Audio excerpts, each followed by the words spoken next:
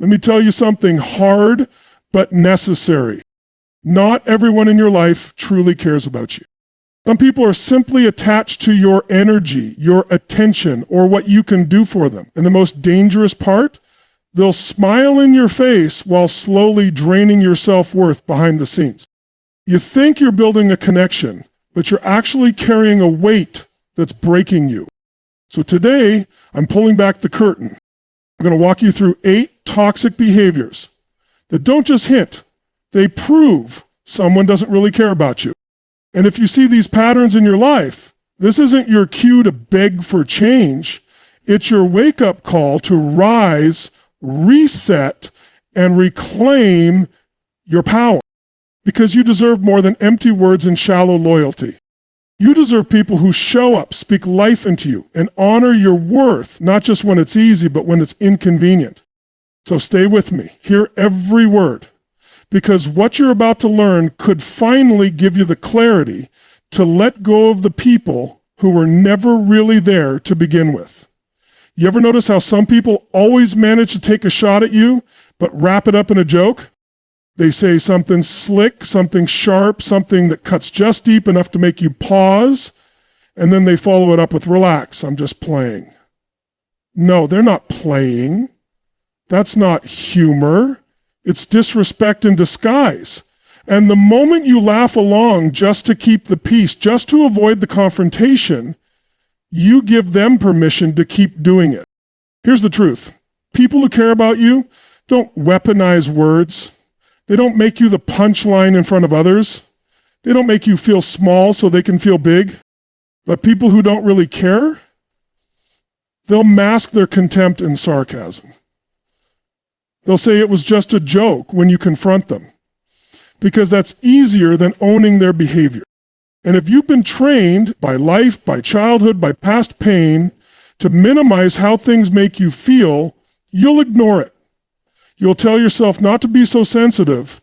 You'll internalize it and start wondering if maybe they're right. And that's how they win. Listen to me, people who genuinely care about you lift you.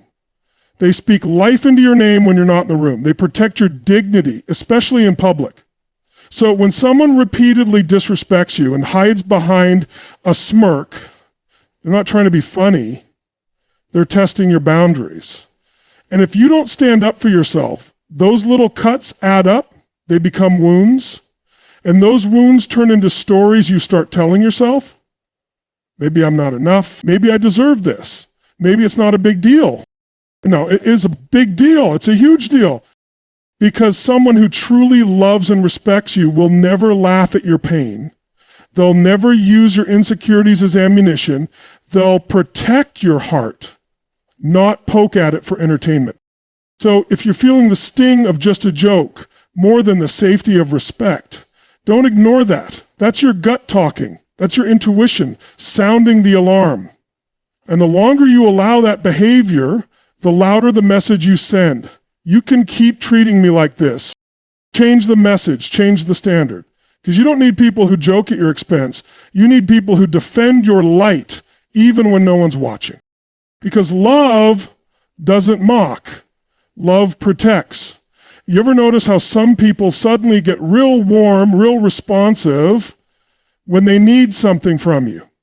But when you need support, guidance, or even just a simple check-in, it's crickets, silence, nowhere to be found. That's not care, that's convenience. People who only show up when it benefits them aren't in your life because they love you, they're in your life because it's useful. And you've got to stop mistaking presence for connection. There's a big difference between someone being around and someone truly being there for you. See, when someone really cares, you don't have to question it. You don't have to chase it. You don't have to beg for their time, their energy, their attention. But people who don't genuinely care, they're transactional. They calculate their effort. They keep score. They show up when it aligns with their needs. But when it's your turn to lean on them, suddenly they're too busy, too stressed, or they forgot to text back. No one forgets what's important to them. And here's the thing, every time you accept that imbalance, every time you lower your expectations just to keep them in your life, you reinforce a message. I'll settle for scraps. You're worth more than one-sided relationships. You're worth more than people who only remember you when it's convenient. That's not love, that's usage. That's emotional freeloading.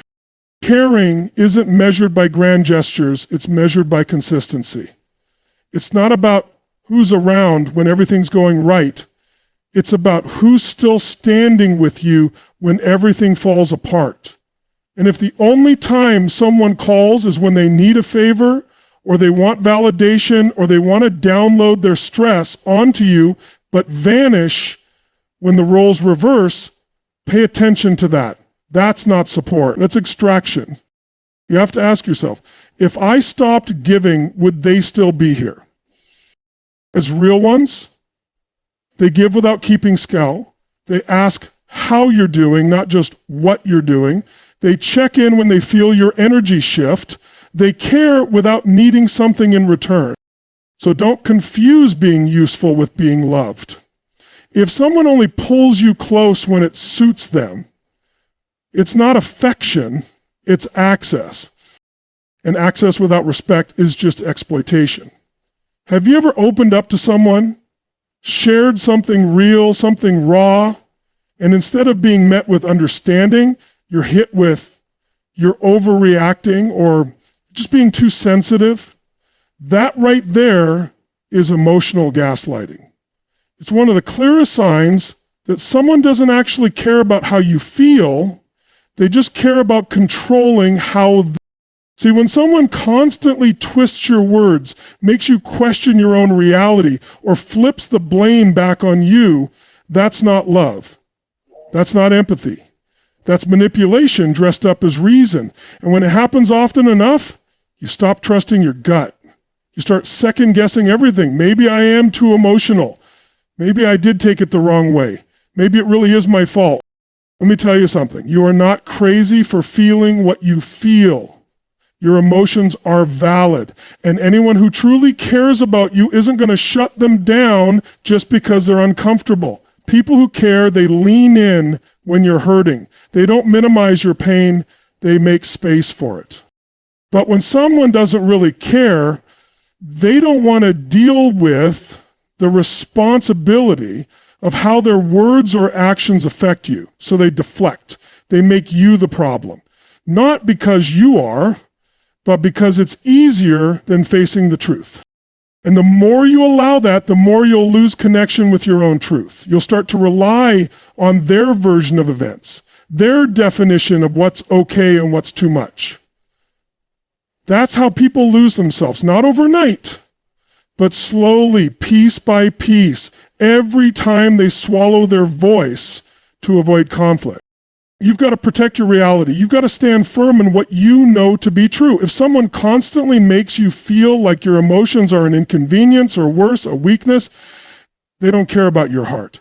They care about preserving their comfort, their ego, their power. Real connection doesn't silence, it listens. It doesn't twist, it holds space. So if someone keeps rewriting your experience to make themselves feel better, that's not emotional safety, that's emotional sabotage. And when someone cares more about controlling the story than understanding your struggle, they're not loving you, they're erasing you. And you should never have to shrink just to keep someone else comfortable. You really find out who cares about you, not when life is great, not when you're celebrating a win, but when everything falls apart. When you're in pain, when you're lost, confused, overwhelmed, that's when the truth shows up. And sometimes that truth hits hard because the people you thought would be there disappear. Suddenly they're busy. They go silent. They stop returning your calls, your messages. They vanish when your world starts shaking. And they'll have 1,000 reasons.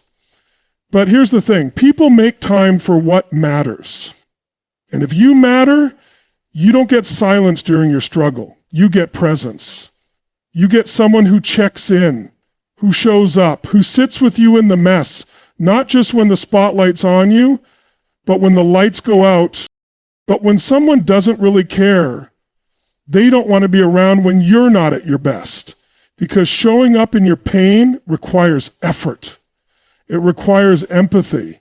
And if someone's connection to you is only built on your strength, your energy, your ability to give, then when you have nothing left to offer, they'll pull away.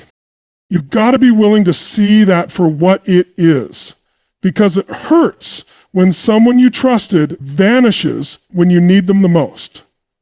But that pain, that silence, it's a loud, undeniable signal. It's not rejection, it's revelation. And I get it. You might try to justify it. You'll say they're going through their own stuff, or maybe they just didn't know what to say.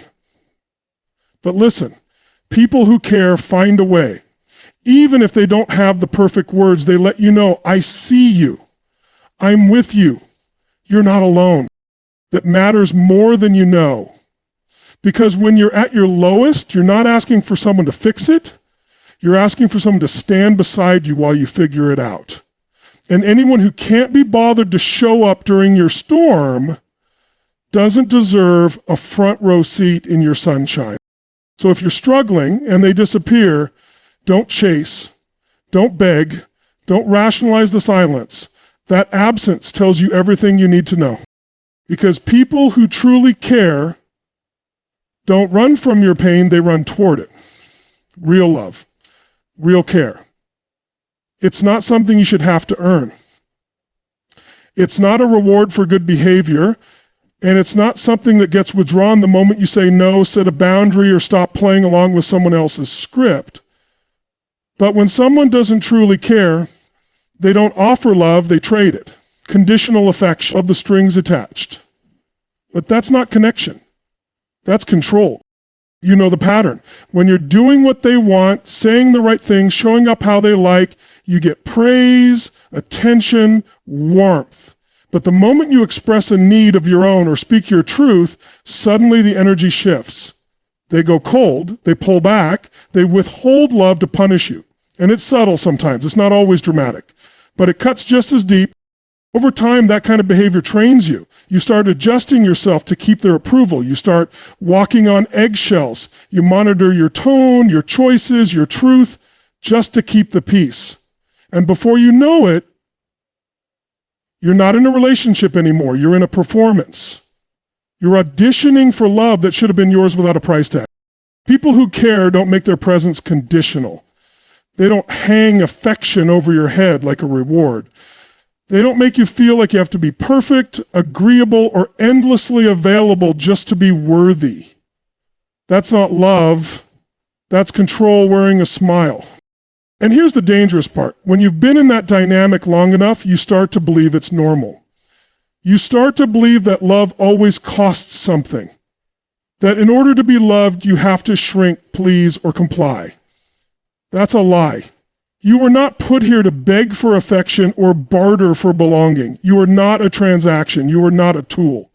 And anyone who treats you like one doesn't care about you. They care about how you serve them. True care honors who you are, even when you're not at your best, even when you disagree, even when you say no. Because love isn't about control, it's about freedom. It's about being fully seen and still fully accepted.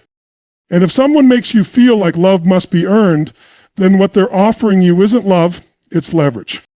And you don't need to negotiate for what should be freely given. When someone truly cares about you, they want to see you rise.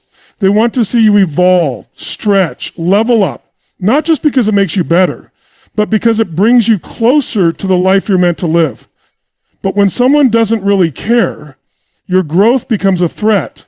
Your success makes them uncomfortable. Your independence rattles the foundation they built, not on love, but on control. You know the feeling. You hit a new milestone. Maybe you start healing, setting boundaries, chasing your goals, building confidence. And instead of cheering for you, they start making comments. Passive ones, sarcastic ones. They downplay your efforts, mock your ambitions, or hit you with guilt like you've changed. And the unspoken message is clear.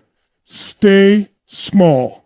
Stay predictable. Stay the version of you I can manage. But growth is not betrayal. Healing is not abandonment. You're not wrong for wanting more, needing more, becoming more.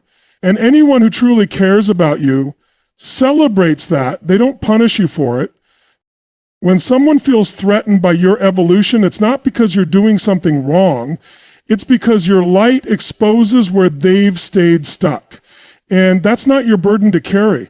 You weren't born to shrink just to keep someone else comfortable. You weren't put here to dim your power so someone else doesn't feel insecure. Real care is expansive. It supports your wings, not your cage. But people who don't really care, they'll pretend to support you while subtly holding you back. They'll plant seeds of doubt, second guess your decisions, question your motives, not because they're worried about you, but because they're worried about losing control over you. You need people in your life who see your growth as a victory, not a threat. People who say go further, not come back. People who can stand beside you in your evolution instead of dragging you back to who you used to be just to soothe their own ego. Because if your progress makes them pull away, if your healing makes them resent you, if your dreams make them feel small, it's not your job to stay behind to keep the peace. It's your job to keep growing anyway.